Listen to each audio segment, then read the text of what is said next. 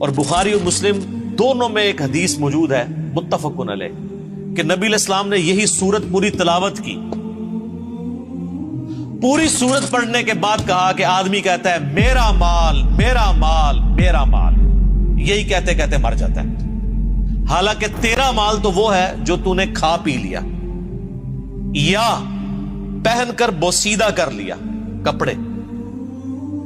یا آخرت میں اللہ کے لیے بھیج کے اللہ کی راہ میں خرچ کر کے اپنے لیے سٹور کر لیا، یعنی جو اللہ کی راہ میں خرچ کرتے ہو یہ تمہارا مال ہے، باقی تو تیرے وارثوں کا مال ہے۔ بخاری اور مسلم دونوں میں حدیث ہے، نبی علیہ السلام نے فرمایا انسان کے 3 دوست ہیں، ایک ہی ساتھ جاتا ہے، 2 باہر ہی رہ جاتے ہیں، اس کے رشتہ دار اور مال یہ قبر سے باہر رہ جاتے ہیں اور اس کے اعمال قبر میں ساتھ جاتے ہیں۔ بخاری اور مسلم دونوں میں حدیث موجود ہے، نبی علیہ السلام نے فرمایا کہ ابن آدم کے پاس اگر سونے کی 2 وادیاں ہو نا تو وہ کہے گا تیسری بھی آ جائے، اس کا پیٹ صرف قبر کی مٹی بھرے گا۔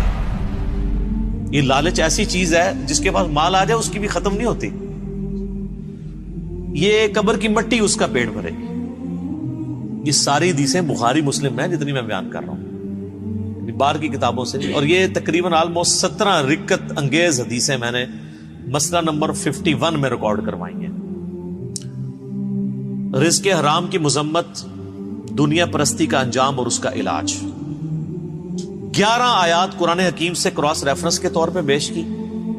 جس میں میں نے یہ صورت بھی ڈسکس کی تھی، اور 17 احادیث بخاری اور مسلم سے۔ وہ سننے والا لیکچر ہے، قبلہ صحیح کرنے والا لیکچر ہے، مسئلہ نمبر 51۔ تو نبی صلی اللہ علیہ وآلہ وسلم کو یہ بات پتا تھی کہ میرے بعد فتنہ کیا بننے والا ہے امت کے، تو آپ کا زہد پریکٹیکلی آپ نے پروف کیا۔ بخاری اور مسلم دونوں میں حدیث ہے، نبی علیہ السلام دعا کیا کرتے تھے، اے اللہ محمد اور آل محمد کو صلی اللہ علیہ وآلہ وسلم بس اتنا ہی رزق دینا کہ ان کی روح اور جسم کا رشتہ برقرار رہے، یعنی بس سانس چلتی رہے، اس سے زیادہ مجھے رزق نہیں چاہیے۔ سر جن لوگوں نے یہ حدیثیں نبی علیہ السلام سے سنی ہوئی تھی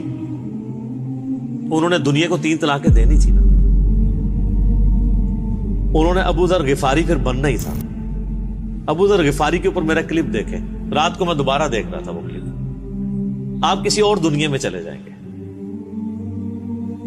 یوٹیوب پہ جا کے لکھیں سیدنا ابو ذر غفاری،